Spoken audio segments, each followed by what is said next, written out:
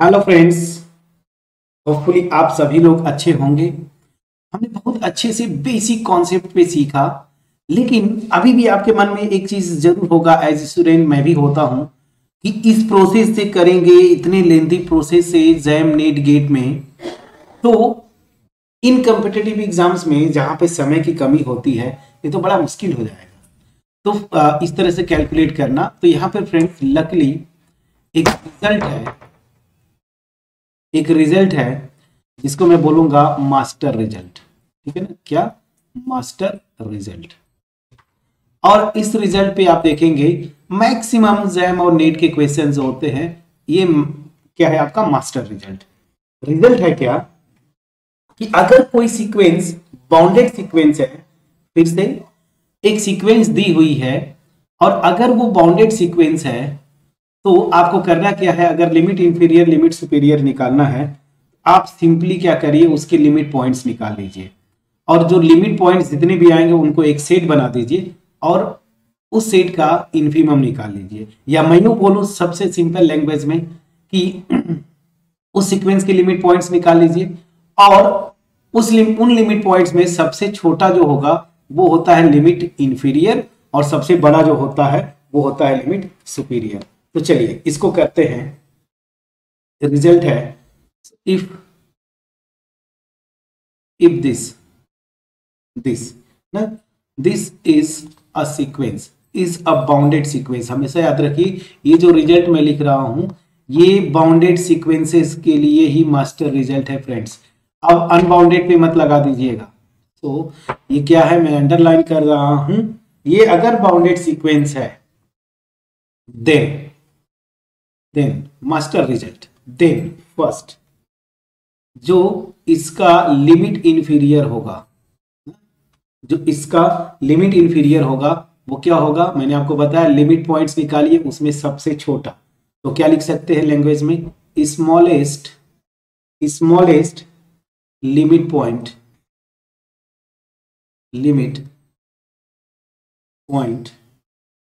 Of sequence.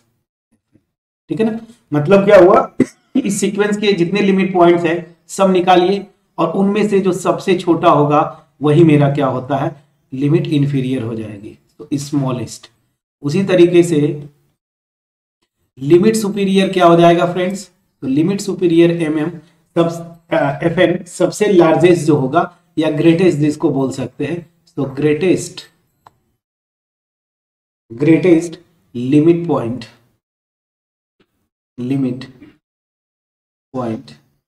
Of sequence F N. ठीक, तो क्या रिजल्ट आपने समझा, कोई सीक्वेंस दिया है, अगर बाउंडेड है देख के पता चल जाता है आपको, तो उसके लिमिट पॉइंट्स निकालिए, सबसे छोटा लिमिट पॉइंट क्या हो जाएगा, लिमिट इंफीरियर हो जाएगा, और सबसे बड़ा लिमिट पॉइंट जो है वो लिमिट सुपीरियर हो जाएगा। अब इसको वेरीफाई, पहले मैं एक एग्जांपल जो किया हूं उससे वेरीफाई कर देता हूं, और फिर एक दो एग्जांपल नए में लेके आपको थोड़ा सा ट्रिग्नोमेट्रिक टाइप के आपको मैं बताने की कोशिश करता हूं। सो यहां पे देखिए, मैं ये सीक्वेंस कंसीडर करता हूं, consider the sequence F N, जहां पे एफ एन जो है वो -1 के पावर n, ये मैंने किया था। तो यहाँ पे ये जो सीक्वेंस एफ एन थी वो है क्या, -1 1 -1 1 डॉट, ये था। अभी ऑलरेडी कर चुके हैं, मैं आपको पहले भी बोला था, शुरुआत से ही बोलते आ रहा हूं कि जब न्यूमेरिकल्स की बात आए, चाहे वो नेट के क्वेश्चन हो, गेट के क्वेश्चन हो, आईआईटी एग्जाम के क्वेश्चंस हो, या इवन अगर आप होम एग्जाम्स की बात करें तो वहां के क्वेश्चंस हो, सीक्वेंस के एलिमेंट्स को लिखिए। पहले आपने लिख लिया, तो यहां से पता है, ये ऑलरेडी मैं कर चुका हूं, ये बाउंडेड है, ठीक है ना, बाउंडेड, ये बाउंडेड सीक्वेंस है, ये ऑलरेडी कर चुके हैं, तो इस पे मैं नहीं जाऊंगा। सीक्वेंस बाउंडेड हो गया, अब मैं क्या करूंगा, बस फटाफट केवल लिमिट पॉइंट्स निकालूंगा, और लिमिट पॉइंट्स के लिए आपको पता है यहाँ पे -1 और यहाँ पे 1, ये भी ऑलरेडी मैं कर चुका हूं। तो आप देख रहे हैं ऑड वाले जितने नेचुरल नंबर के करेस्पॉन्डिंग सीक्वेंस के एलिमेंट्स होंगे -1 पे आएंगे, इवन वाले के करेस्पॉन्डिंग +1 पे आएंगे। मतलब क्या हुआ, -1 का कोई भी नेबरहुड में लूंगा, सीक्वेंस का infinite number of elements contain किया, और उसका कोई भी नेबरहुड लूंगा, वो भी सीक्वेंस का infinite number of elements contain करता है, ये भी निकाल चुके हैं। So limit points of sequence fn क्या क्या है, -1 and 1। बस फ्रेंड्स, जैसे ही यहां पे गए सीधा सीधा लिमिट इंफीरियर और लिमिट सुपीरियर तुरंत आप निकाल लेंगे। कैसे? लिमिट इंफीरियर क्या होगा, जितने लिमिट पॉइंट्स है ना उनमें से सबसे छोटा, तो यहाँ पे 2 ही लिमिट पॉइंट्स है, सबसे छोटा क्या है -1, तो इसमें -1 लिमिट इंफीरियर। लिमिट सुपीरियर क्या होगा, जितने लिमिट पॉइंट्स है उनमें सबसे बड़ा, तो इनमें सबसे बड़ा क्या है 1। तो हमने देखा कि इस सीक्वेंस का लिमिट इंफीरियर -1, लिमिट सुपीरियर +1 है, और इसको ऑलरेडी आप बाई कॉन्सेप्ट आप करके देखे थे।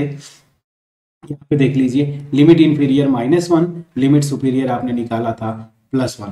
तो कितना इजिली आपने कर लिया फ्रेंड्स इस रिजल्ट को, मास्टर रिजल्ट को लगा। प्लीज बोलिएगा। अब चलिए एक और थोड़े अलग टाइप के एग्जांपल्स मैं करता हूं, खास करके ट्रिग्नोमेट्रिक, जहां पे स्टूडेंट्स को कंफ्यूजन होता है। बहुत कॉमन एग्जांपल मैं लेता हूं, एक एग्जांपल मैंने लिया, ठीक है। Find limit inferior fn and limit superior fn when number 1। मैं अलग अलग सीक्वेंसेस ले रहा हूं friends. when fn is equal to sin n pi by 2, ठीक है ना, ठीक है। n pi by मैं 4 कर दूं तो ज्यादा अच्छा होगा। चलिए n pi by 4, जहां पे n belongs to natural number. Second fn this is equal to sin n pi by 3, ठीक है ना, जहां पे n belongs to natural number, या इसी को मैं लिखता हूं for every n greater than और equal to 1।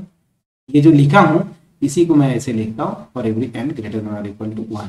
Third fn this is equal to sin n pi by 2 -1 to the power n by n, ठीक है। अब चलिए 3 क्वेश्चन मैंने बना दिए, 3 क्वेश्चंस मैंने आपको बना दिए। अब यही से आपको निकालना है कि क्या होगा, ठीक है। अब देखिए पीरियोडिक फंक्शंस बहुत आसान होते हैं।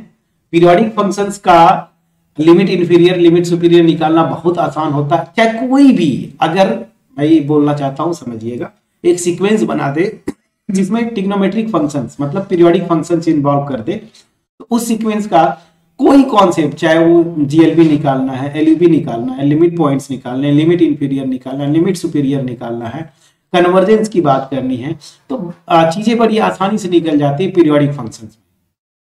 तरीका क्या होता है कि जब भी ट्रिग्नोमेट्रिक फंक्शंस को इन्वॉल्व करे, खास करके साइन कॉस ही जनरली देता है, आप क्या करिए, जो फंक्शन दिया है ना उसका ग्राफ खींच लीजिए।